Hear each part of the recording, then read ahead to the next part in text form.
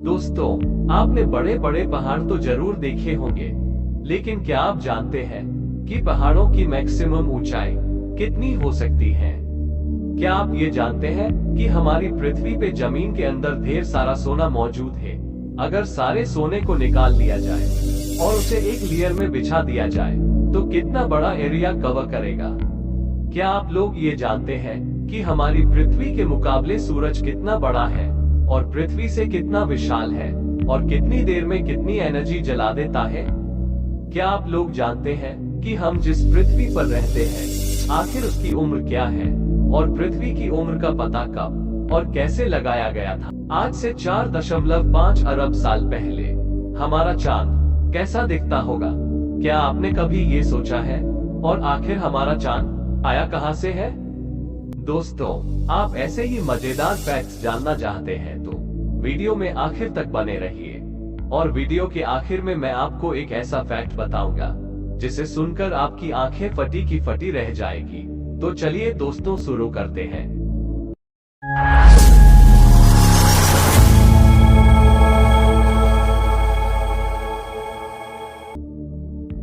Fact number 1। दोस्तों, आप सभी ने कहीं ना कहीं ऊंचे ऊंचे पहाड़ तो जरूर देखे होंगे, लेकिन क्या आपको कभी ये ख्याल आया है कि आखिर एक पहाड़ ज्यादा से ज्यादा कितना ऊंचा हो सकता है?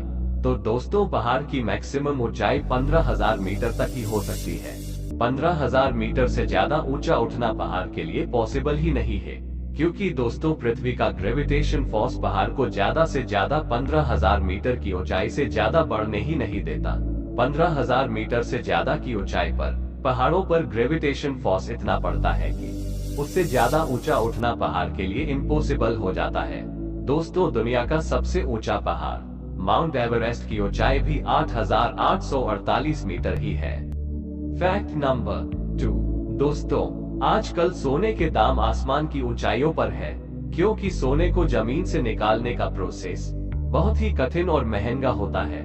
पर दोस्तों, क्या आप जानते हैं कि अगर हम जमीन के अंदर से सारा सोना निकाल ले और उसे एक लिए में बिछा दे तो वह सोना धरती का कितना बड़ा एरिया ढक लेगा?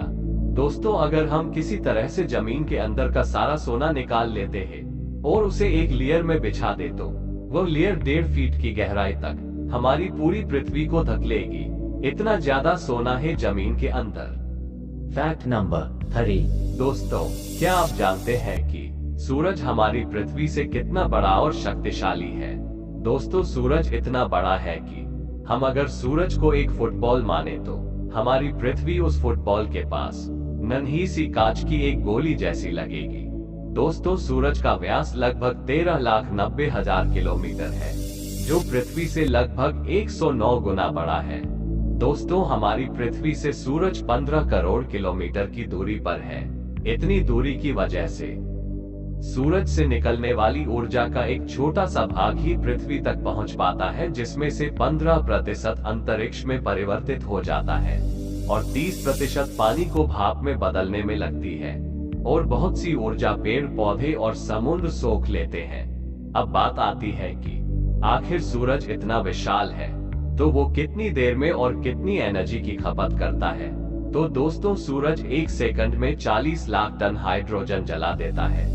दोस्तों, आप इस वीडियो को देख रहे हैं, उतनी देर में सूरज करोड़ों टन हाइड्रोजन जला चुका होगा। Fact number 4। दोस्तों, क्या आपके मन में कभी ये सवाल आया है कि हम जिस पृथ्वी पर रहते हैं आखिर उसकी उम्र क्या है और उसका पता कब और किसने लगाया था? तो दोस्तों, धरती की असल उम्र का पता लगाने की कोशिश लोग कई सदियों से कर रहे हैं। दोस्तों, कई वैज्ञानिकों ने अलग अलग अंदाजे लगाए।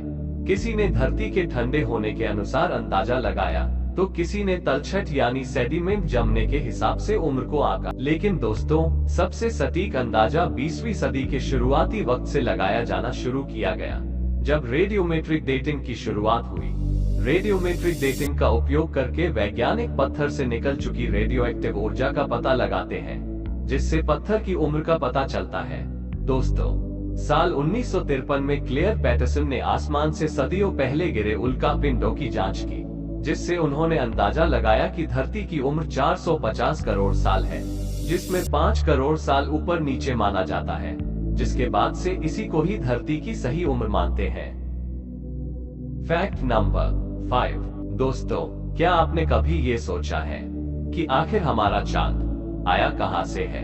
तो दोस्तों, आज से 4.5 अरब साल पहले जब पृथ्वी बन रही थी, जब गर्म लावा के रूप में थी, तब एक एस्ट्रॉइड जो मंगल ग्रह के आकार का था, वो पृथ्वी से टकरा गया। इस तकरार से लावा की एक बहुत बड़ी फुहार अंतरिक्ष में बिखर गई थी, जो पृथ्वी के गुरुत्वाकर्षण के कारण पृथ्वी के चक्कर लगाने लगी थी, और लगभग 1 साल से कम समय में उसने एक गेंद जैसा आकार ले लिया, जिसे आज हम चांद के नाम से जानते हैं।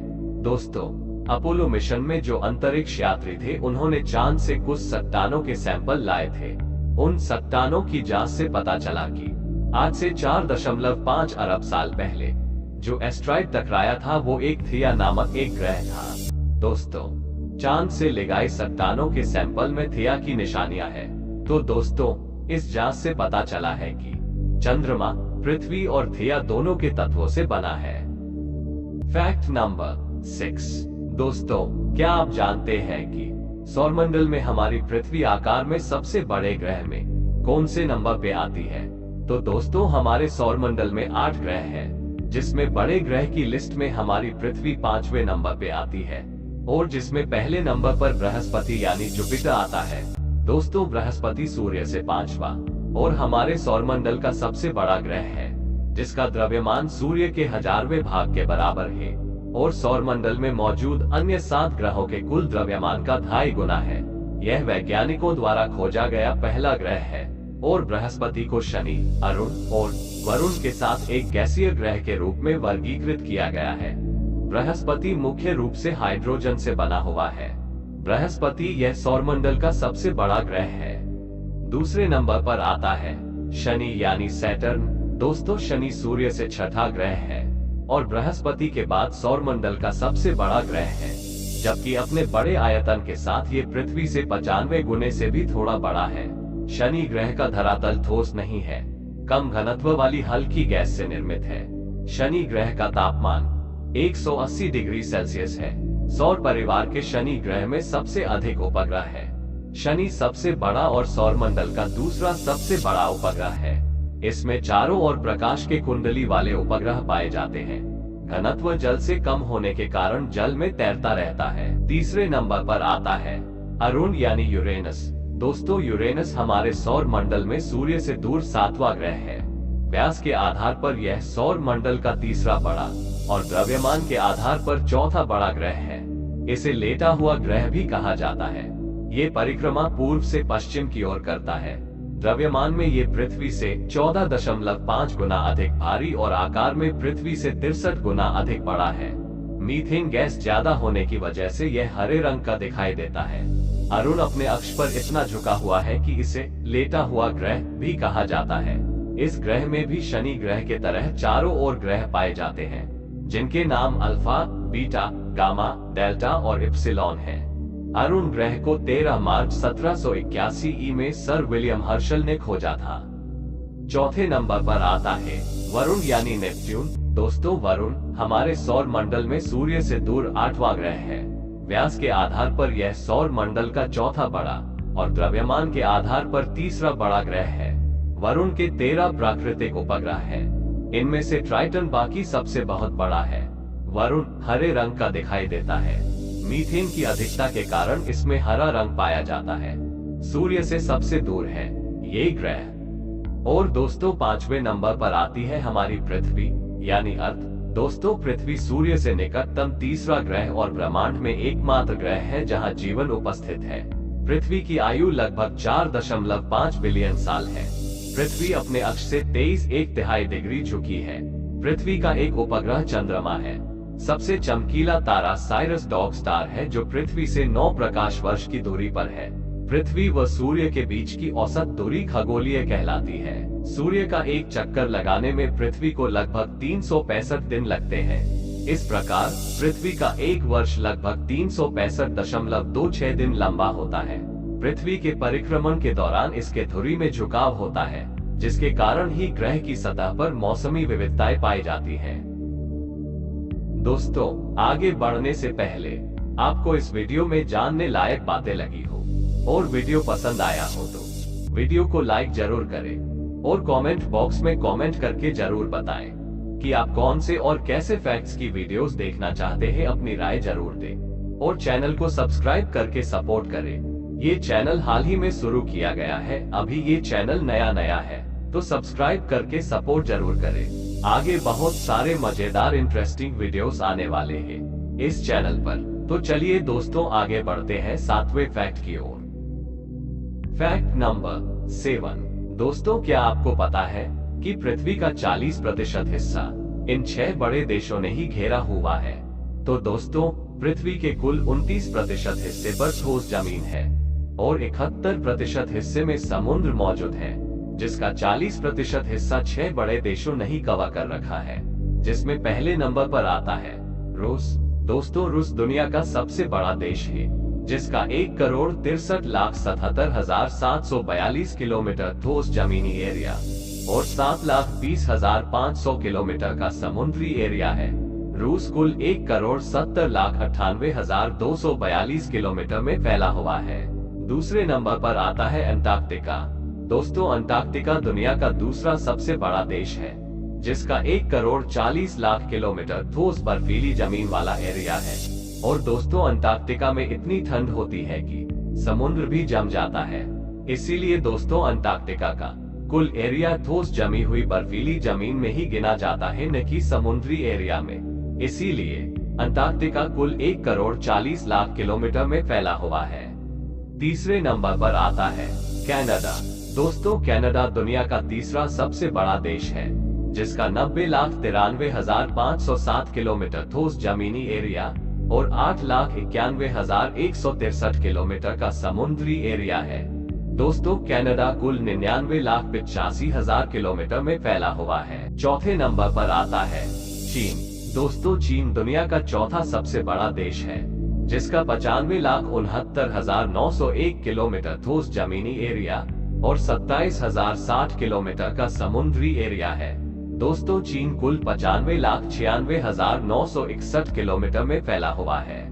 पांचवें नंबर पर आता है अमेरिका। दोस्तों अमेरिका दुनिया का 5वां सबसे बड़ा देश है, जिसका 91,61,966 किलोमीटर ठोस जमीनी एरिया और 6,64,709 किलोमीटर का समुद्री एरिया है।